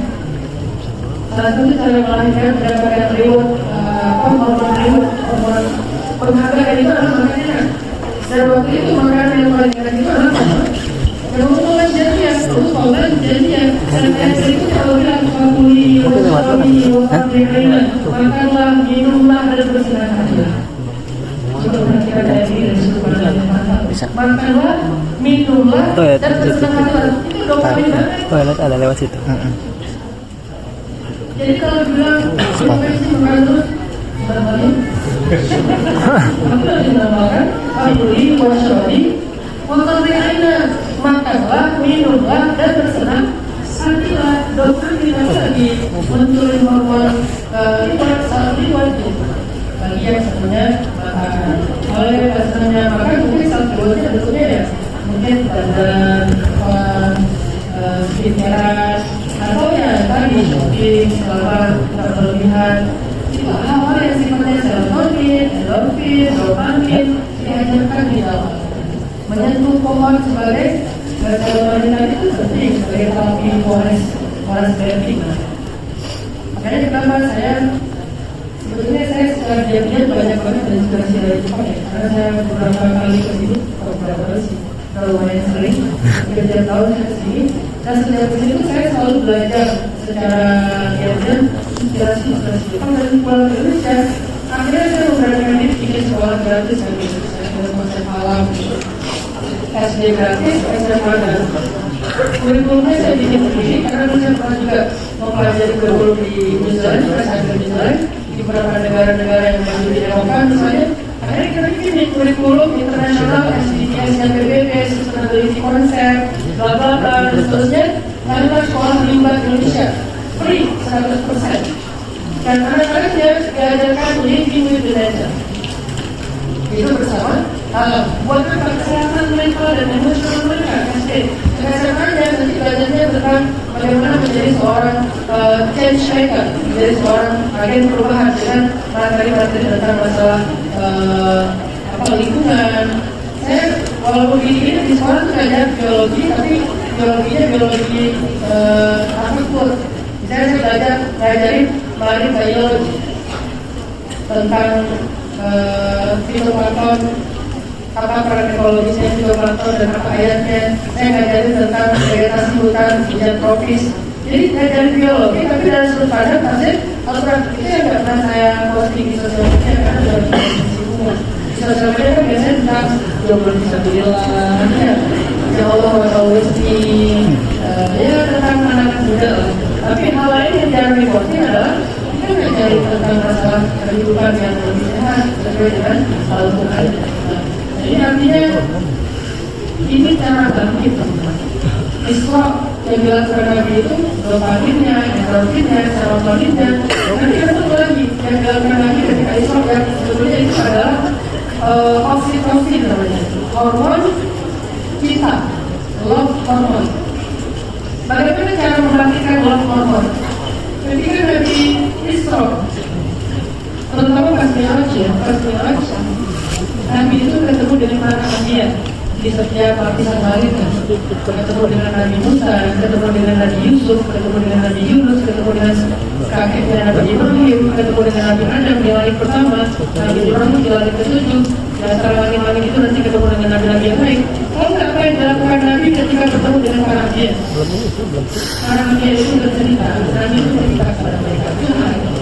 Jadi bercerita, curhat, itu adalah dua hormon. Itu tuh oksitosin banget gitu. Sehingga kalau misalnya kalian pengen bangkit, kalian harus jangan bercerita. Kalau nggak bisa bercerita dengan keluarga, ya teman dekat, tapi jangan bercerita di sosial media, jangan bercerita di story kita. Ada pernah orang yang saya kenal karena saya lihat story-nya yang di WA, dia cuma di story WA, kata-katanya gini, orang lain aja dipeduliin, aku sendiri dipeduliin. Ini curhatnya terlalu jelas. Sehingga ketika kita baca story WA-nya, kita jadi tahu kalau dia lagi bersama istrinya gitu. Nah, jangan bercerita di sosmed, karena itu bukan oksitosin. Justru itu adalah toksik. Jangan bercerita di sosmed. Di sosmed itu kita bukan bercerita. Sosmed itu antara hiburan atau kerjaan dulu. Bagi saya, sosmed cuma hiburan atau kerjaan. Kerjanya apa? Apa itu? Inspirasi, lifestyle, segala macam. Saya nggak mau pribadi di sosial media. Ketika ada orang yang memfitnah, menghujat saya secara personal, nggak akan pernah saya respon. Kenapa? Privasi itu bagi saya mahal. Makanya saya share di ruang publik. Saya nikmatin aja sendiri dengan keluarga. Tapi saya harus berbagi tentang informasi saya dengan orang lain yang saya bahkan dan kenal. Dan mereka pun tidak peduli sebenarnya dan saya pernah sama orang aja. Jadi bagi privasi yang udah Sedangkan untuk yang sosial media sifatnya lebih kayak tugas-tugas dakwah atau mungkin sebagian kita bagian dari pekerjaan entertain, cari teman curhat. Maka Nabi pun curhat, tapi curhat kepada Nabi Musa, gitu ya. Terus Nabi Musa membesarkan hati Nabi dengan mengatakan, wahai saudaraku Muhammad, dulu aku tuh menghadapi Fir'aun, bukan Abu Jahal, bukan Abu Lahab, Fir'aun. Aku tuh gak menghadapi orang kaya, misalnya Walid al-Mughirah. Aku menghadapi orang kaya Qarun. Aku gak menghadapi pejabat kayak Abu Jahal. Aku menghadapi pejabat kayak Haman. Aku gak menghadapi umat kayak sahabat-sahabat kamu. Tapi umatku adalah Bani Israel yang paling bawel. Akhirnya Nabi Muhammad SAW gitu yang wahai Musa, dakwah kamu itu berat banget ya. Aku gak ada apa-apanya, semangat. Nanti ceritanya Nabi Nuh alaihissalam, berapa lama wahai saudara Muhammad kamu dakwah di Mekah? Udah 10 tahun. Aku 950 tahun. Terinspirasi lagi, dibesarkan lagi hatinya. Cerita dengan Nabi Ibrahim, siapa yang buat kamu sedih? Ya, pamanku gak masuk Islam, dia meninggal dalam keadaan belum masuk Islam. Aku ayahku. Cerita lagi dengan Nabi Yakub atau Nabi Zakaria tentang kehilangan putranya yang beliau juga digergaji. Semua para anbiya itu membesarkan hati Nabi Muhammad dengan ujian dakwah lewat bercerita. Nabi curhat, mereka merespon dengan cerita-cerita inspiratif, tapi bukan untuk ngejudge kalau ngeremehin Nabi, kalau kamu tuh gak ada pokoknya, bukan. Tapi membesarkan hati Nabi bahwa seberat yang kami alami pun ujung-ujungnya menang juga Muhammad. Insya Allah akan menang. Jangan khawatir, jangan sedih. Walaupun berat, ujungnya kamu akan menang kalau kamu sabar. Karena kami juga sudah mendapatkan itu dengan kesabaran. Jadi dibesarkan hatinya oleh para anbiya. Itu namanya oksitosin, hormon cinta. Nah itu didapatkan dengan bercerita, dengan ngobrol, dengan orang yang mengerti kita. Kalau kalian mau bercerita, kalian harus mencari orang, memilih orang yang mengerti kalian. Cek 1, 2. Karena kalau dia nggak ngerti kalian cerita, dia balik cerita, akhirnya ada nasib. Aku lagi bete nih, kenapa? Habis dimarahin suami, Yesus semua laki-laki sama. Aku juga begitu, malah aku lebih parah. Akhirnya dia merasa kayak dia lah yang lebih. Udah bagusan yang itu tadi. Habis. Ya udah. Bagusan yang bagus itu. Kenapa dia? Akhirnya dia merasa kayak dia yang paling sengsara. Jadi kita yang harus dengerin dia. Jadi kan kalau kita memilih tempat cerita yang tidak tepat, makanya belajarlah untuk memilih siapa yang boleh mendengar cerita tentang masalah kita. Yang lain nggak perlu tahu, dia hanya biasa aja. Nah ini penting untuk oksitosin, hormon cinta yang kita dapatkan. Nah kalau kan udah bisa fokus dengan hormon-hormon kayak gini, ya dopaminnya tadi, ya endorfinnya, ya serotoninnya, ya oksitosinnya, baru kalian bisa mulai berpikir tentang apa yang berikutnya. Lewat sana. Project apa yang akan dikerjakan? Bagaimana cara aku fokus ke upgrade dari diri aku sendiri? Itu next project. Tapi project pertama itu kalian harus balikin mood, mental, dan hati kalian on the track dulu. Dan itu nggak bisa dengan hal-hal yang berat, harus dengan hal-hal yang ringan di mental dan pikiran kita. Dan tadi hormon-hormon kebahagiaan. Nah makanya Nabi SAW itu punya beberapa kebiasaan yang disebutkan dalam cerita-cerita sirah. Bagaimana cara Nabi membagikan hormon kebahagiaan ketika Nabi terpuruk? Isra Mi'raj, naik ke Gunung Uhud, atau kalau hormon cintanya Nabi itu apa coba? Pulang ke rumah, ketemu dengan Khadijah, Zanmiluni kan? Khadijah, selimuti aku. Setelah itu Nabi bercerita, Khadijah, apa yang terjadi sama aku? Kenapa wahai suamiku? Tadi aku di mana-mana dipanggil sama orang, tapi pas aku lihat gak ada orang. Jangan-jangan aku dikuasai syaitan. Akhirnya Khadijah membesarkan hati Nabi dengan mengatakan, wahai suamiku, kau gak mungkin dibiarkan Allah dikuasai syaitan, karena engkau menyambung silaturahim, memperhatikan anak yatim, membantu orang susah. Lalu Khadijah mencari narasi yang lebih kuat lagi, pergi ke Waraqah bin Naufal, sepupunya Khadijah, untuk membesarkan hati suaminya. Ini tempat cerita yang baik. Pulanglah kepada orang yang mau mendengar cerita kalian. Jangan pulang kepada orang yang mau beradu nasib. Oke, Jadi pulanglah untuk kepada orang yang mau mendengar cerita kita gitu. Dan Khadijah itu pendengar yang baik, sehingga Nabi di rumah jadi dapat oksitosin lagi, hormon cinta. Atau ketika di Madinah udah selesai eranya Khadijah, Nabi berceritanya ke Aisyah. Aisyah mendengar, lalu saling berbagi semangat. Sampai dia lewat Nabi mana? pernah Lewat belakang. Sini. ketika ada sahabat yang datang ke rumah Nabi, sedangkan Nabi lagi quality time dengan keluarganya, lalu mereka sampai di rumah Nabi nggak pulang-pulang, sampai Allah yang nyuruh mereka pulang.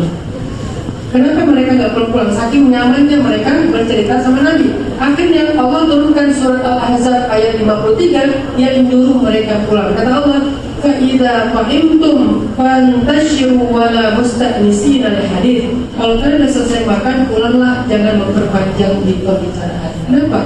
Karena Nabi butuh waktu buat keluarganya, dan itu bagian dari kesehatan mental beliau dengan oksitosin tadi, yaitu hormon cinta. Semoga kita bisa mulai step pertama untuk bangkit after breakup dengan cara fokus kegiatan-kegiatan yang membangkitkan hormon kebahagiaan kita, dan itu sangat sunnah sesuai dengan sunnah nabawiyah. Allah. Masya Allah, alhamdulillah. Perkenalkan, nama saya Rai dari Asam Akbar. Ada dua pertanyaan Pak Ustaz. Pertanyaan pertama, saya baru saja menikah November tahun lalu. Sebelum menikah, saya berusaha untuk selalu jadi anak yang soleh dan berbakti kepada orang tua. Jadi dari awal bekerja di Jepang sampai sebelum menikah, saya selalu memprioritaskan orang tua seperti finansial dan waktu segala macamnya. Namun setelah menikah, saya menemukan kebingungan, Pak Ustaz. Kata orang tua, pria itu seharusnya ke orang tua, kalau yang wanita ke suami baru orang tua. Tapi ada juga yang bilang untuk memprioritaskan istri baru orang tua. Jadi kata prioritas ini mungkin kayak prioritas secara finansial, prioritas secara waktu dan segala macamnya. Jadi saya butuh pencerahannya Pak Ustadz, manakah yang harus saya prioritaskan terlebih dahulu, karena saya juga masih newbie menjadi seorang suami dan insya Allah menjadi seorang ayah. Lalu pertanyaan kedua, ini nggak nyambung dari pertanyaan satu dan pertanyaan dua. Dan pertanyaan kedua ini, dulu saya punya sahabat, Pak Ustadz, sahabat yang udah saya anggap keluarga sendiri. Jadi dari SMP sampai kuliah kita bareng terus. Tapi pernah suatu saat saya melakukan kesalahan yang nggak bisa saya sebutkan di sini, sehingga sahabat saya ini memutuskan tali silaturahmi. Mungkin sudah sekitar 4 atau 5 tahun kita nggak bisa ngobrol, kontekan, bahkan media sosial segala macamnya udah di blok. Saya udah coba buat pakai orang ketiga juga tetap nggak bisa. Nah dari situ saya khawatir dari masalah tersebut memberatkan saya untuk mendapatkan nikmat di alam kubur nanti, atau bahkan saya sulit untuk masuk ke surganya Allah. Sekian Pak Ustadz, mohon pencerahan dan jawabannya. Terima kasih. Wassalamualaikum warahmatullahi wabarakatuh. Ustaz, bagaimana kalau langsung ke pertanyaan kedua atau langsung? Baik, silakan untuk berikutnya Mbaknya. Ya. Kalau bisa satu ya Mbak ya.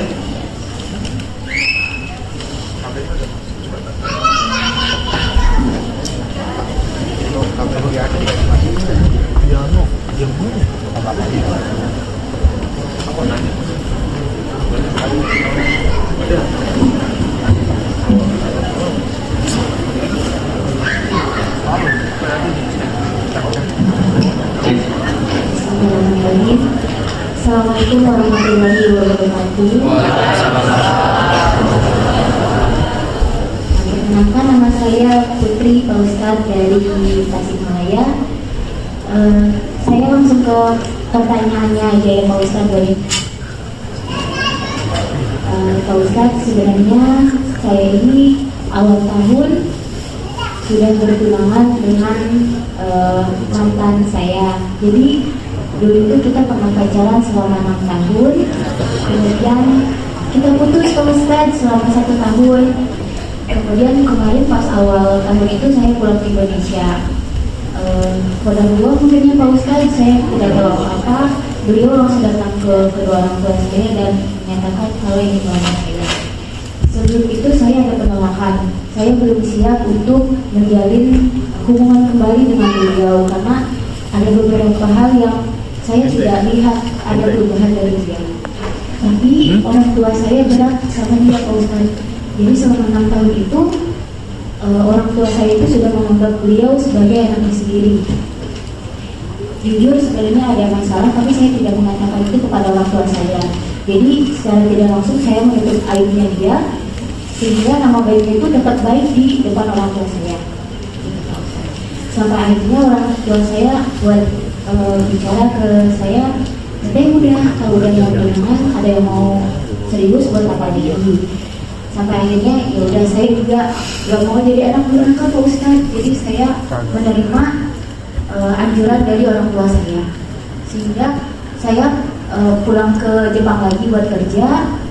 Tapi saya nggak tahu Pak Ustadz sekarang menggantung, beliau juga menghilang tanpa kabar. Saya lagi komunikasi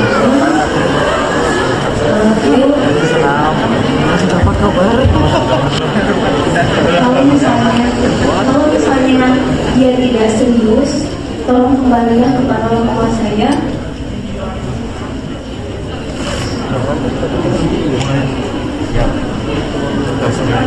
Kembali kepada orang tua saya, bilang kalau misalnya mau kalian dibatalin, bilanglah.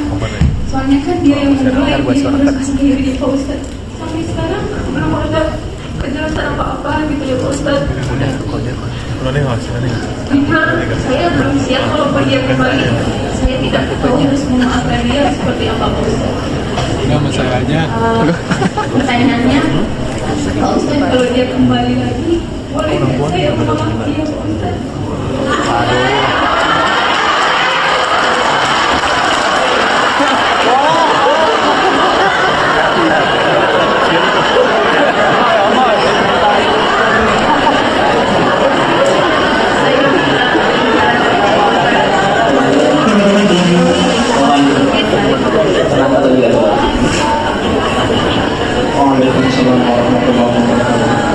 Baik, langsung saya jawab. Pertanyaan pertama dari Rai tentang masalah orang tua ataupun pasangan. Sebetulnya ini bukan pertanyaan yang pertama saya jawab di sosial media, udah sering juga. Ada satu kekeliruan dalam persepsi pernikahan di Indonesia, yaitu tentang memilih antara orang tua atau pasangan. Padahal itu pertanyaan yang keliru, tapi maka tidak ada jawaban yang benar. Jadi secara filsafat berpikir itu tidak ada jawaban yang benar untuk sebuah pertanyaan yang keliru. Orang tua atau pasangan, itu pertanyaan berkeliru.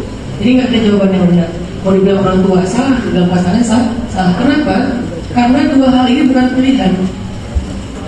Harus memilih yang mana, bukan pilihan. Dua-duanya adalah bagian dari tanggung jawab ataupun bagian dari kehidupan kita. Sehingga yang perlu kita pelajari bukan memilihnya, tetapi memahami hak masing-masing. Apa sebetulnya hak pasangan bagi seorang suami atau bagi seorang istri? Lalu nanti diperhatikan juga apa haknya ayah dan ibu bagi seorang anak. Nah, bisa nggak kita memberikan hak mereka, karena hak mereka itu berbeda. Misalnya tentang masalah waktu, berbeda tuh. Pastinya waktu untuk pasangan itu lebih besar daripada waktu untuk orang tua, kecuali selalu ada pengecualian dalam sebenarnya tawabin darurat, misalnya lagi sakit, lagi dirawat rumah sakit, itu kan pengecualian ya. Tapi dalam kondisi normal, maka hak pasangan lebih besar untuk masalah waktu daripada orang tua. Kemudian nanti masalah hak nafkah gitu. Itu juga nanti kita pelajari apa kewajiban seorang suami dalam menafkahi istri. Bagiannya apa aja sih? Apakah skincare adalah nafkah wajib?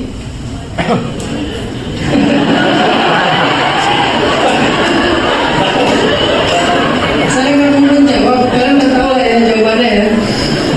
Artinya, apakah kalau saya mau memberikan yang lebih dari itu karena memang ada kebutuhan untuk ibu, saya uangnya pas-pasan nih, saya udah ngasih tempat tinggal, apakah beli ataupun kontrak sesuai kemampuan, saya udah ngasih pakaian, kan yang wajib itu tempat tinggal, pakaian, kemudian makanan, sama kewajiban-kewajiban yang kontemporer kayak listrik, air, karena pada zaman dulu itu gratis, sekarang mungkin bayar, termasuk pendidikan,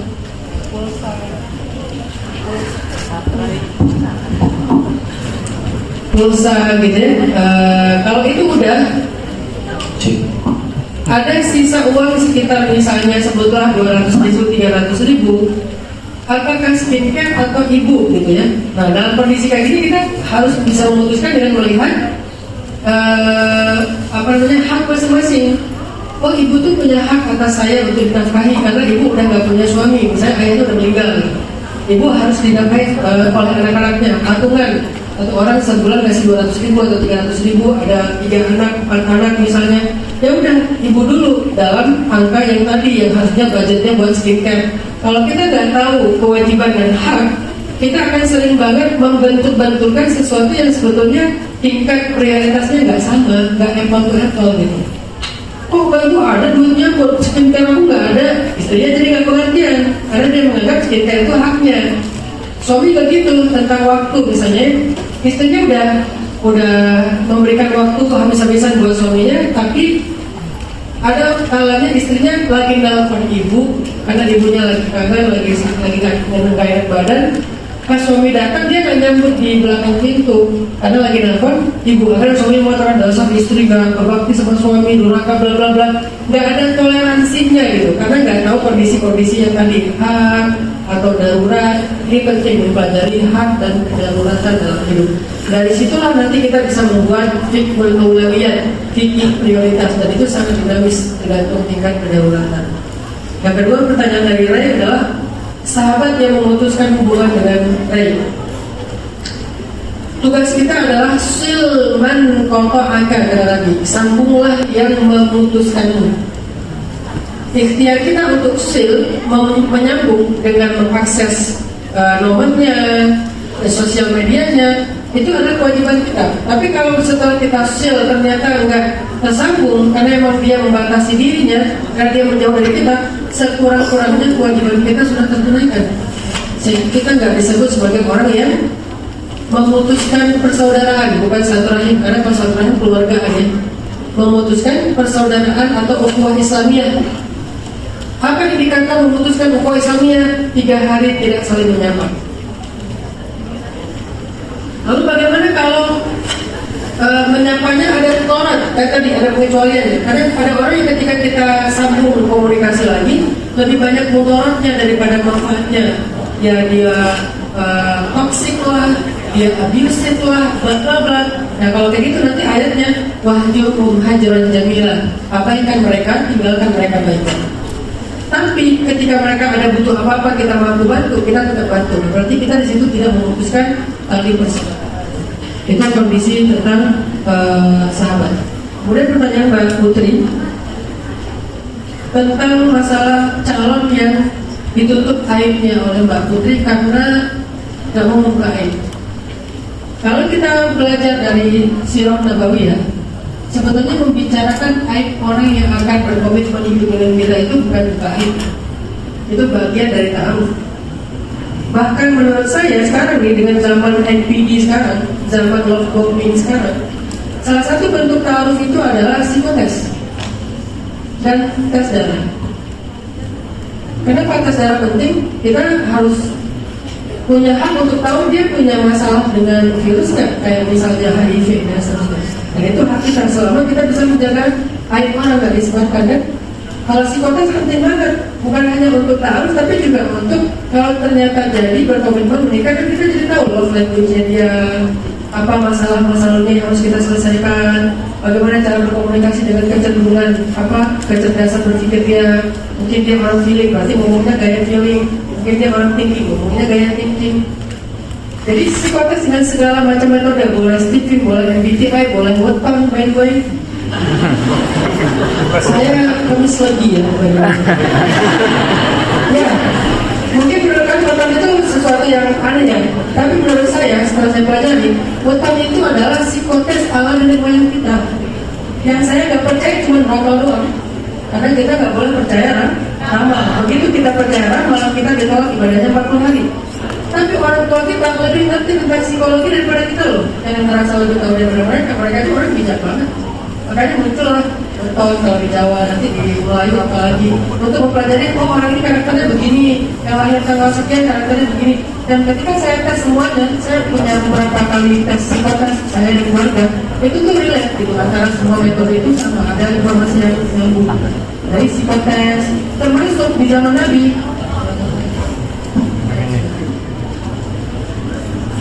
Di zaman Nabi itu ada seorang perempuan yang datang kepada Nabi bertanya tentang 2 orang laki-laki yang melamar dia. Terus kemudian dia minta Nabi yang mengalihkan gitu. Dan Rasulullah datang kepadaku 2 orang laki-laki, si Fulan dan si Fulan. Bagaimana menurutmu kata perempuan ini? Nabi memberikan pandangannya. Laki-laki yang pertama, dia adalah orang yang tidak pernah menurunkan tongkatnya. Maksudnya apa? Suka mukul. Orangnya temperamen. Itu tadi membuka aib, tapi penting untuk masalah komitmen pernikahan. Karena itu sudah hidup kita di beras asal kan. Sisa hidup kita kan gantikan dan dia.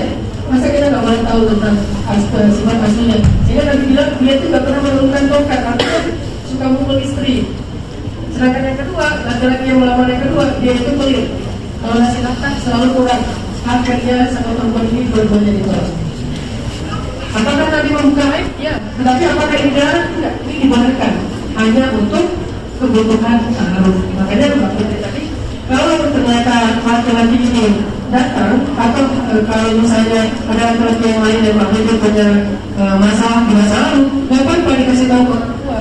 Selama nggak bisa di luar komitmen, dikasih tahu ke orang tua dia itu dulu pernah, misalnya kalau bilang ya, dia itu dulu pernah selingkuh, dia itu dulu pernah berbohong, dia itu pernah menyebut ke balikin, dia pernah begini, dia pernah begitu. Itu tuh hal dikasih tahu.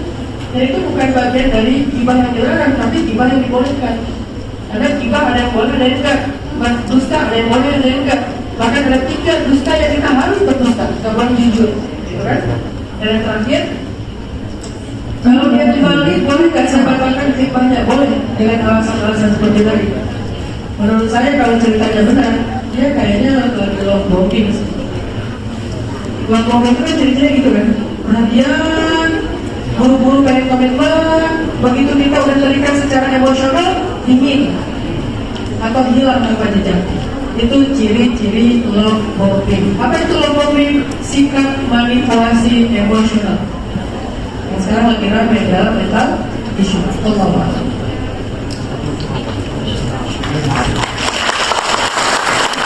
Bismillahirrahmanirrahim. Allahumma lakal hamdu kulluh wa lakal syukru kulluh wa ilaika yurja'ul amru kulluh sirruhu wa alaniyatuh wa ahlun anta an tuhmad wa ahlun anta an tu'bad la ilaha illa antal ahad as-samad lam yalid wa lam yulad wa lam yakul lahu kufuwan ahad.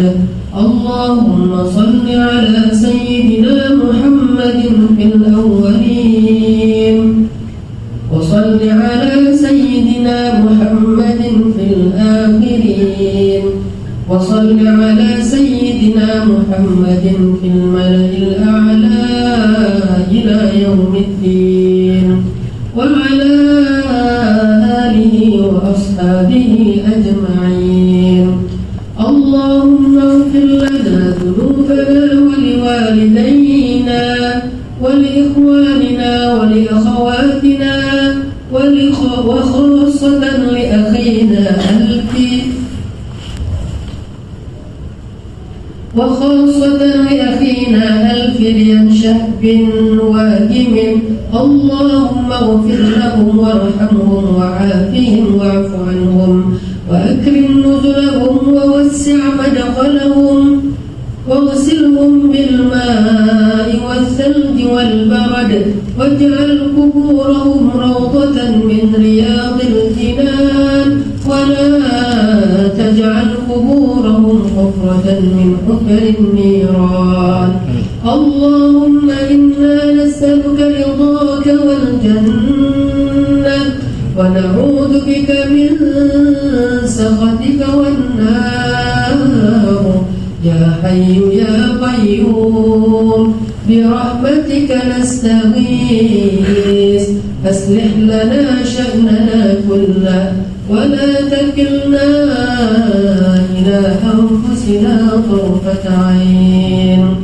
ربنا آتنا من لدنك رحمة وهيئ لنا من أمرنا رشدا واجعل لنا من كل ضيق مخرجا ومن كل هم فرجا ومن كل عسر يسرا ربنا آتنا في الدنيا حسنة وفي الآخرة حسنة وقنا عذاب النار وأدخلنا الجنة مع الأبرار سبحان ربك رب العزة عما يصفون وسلام على المرسلين والحمد لله رب العالمين الفاتحة واصبر على ما يقولون واهجرهم هجرا جميلا وذرني والمكذبين أولي النعمة ومهلهم قليلا. Bersama terhadap ucapan mereka, artinya kan ucapannya abusif ya. Bersabarlah terhadap tinggalkan mereka baik-baik. Arti tinggalkan di sini kita harus bisa bikin yang namanya personal boundaries. Jadi hijrah dalam konteks mental adalah membuat batasan personal, sehingga kita nggak perlu memberikan akses ke orang-orang toksik dan abusif masuk dalam hal yang terlalu emosional bagi kita. Jangan sampai kebahagiaan kita tuh diusik oleh kata-kata dan perilaku mereka yang tidak baik, sehingga kita bikin batasan. Dan batasan itu dalam bahasa surat Al-Muzammil namanya hajran jamila, tinggalkan baik-baik. Arti tinggalkan, kurangi intensitas komunikasinya, kurangi intensitas pertemuannya, kurangi intensitas basa-basinya. Pokoknya secara komunikasi dan intensitas interaksinya dikurangin. Walaupun kita kalau itu adalah kewajiban tetap berbuat baik semampu kita, tapi ya, karena berbuat baik juga harus ada porsinya, Mbak Fatimah. Enggak, ketika kita ingin membantu orang, kita melupakan hak-hak yang lain yang ada di tangan kita. Kalau kita sebagai seorang suami, ada hak istri, ada hak anak, sehingga nggak boleh kita kasih harta kita ke orang lain gara-gara kasihan semuanya, nggak boleh. Kecuali keluarga kita ridho, Abu Bakar memberikan seluruh hartanya, itu keluarganya ridho. Dan kalau keluarganya nggak ridho, nggak apa-apa juga, nggak aib. Asal kamu nggak soleha, enggak. Dia punya pertimbangan sendiri, mungkin dia lagi ada kebutuhan apa dan seterusnya. Jadi ada porsi buat keluarga atau buat diri kita sendiri. Kan kita punya hak untuk diri kita sendiri. Seluruh tubuh kita tuh ada haknya loh. Setiap persendian kita tuh ada haknya. Sehingga berikan itu hak. Semua yang punya hak itu berikan haknya.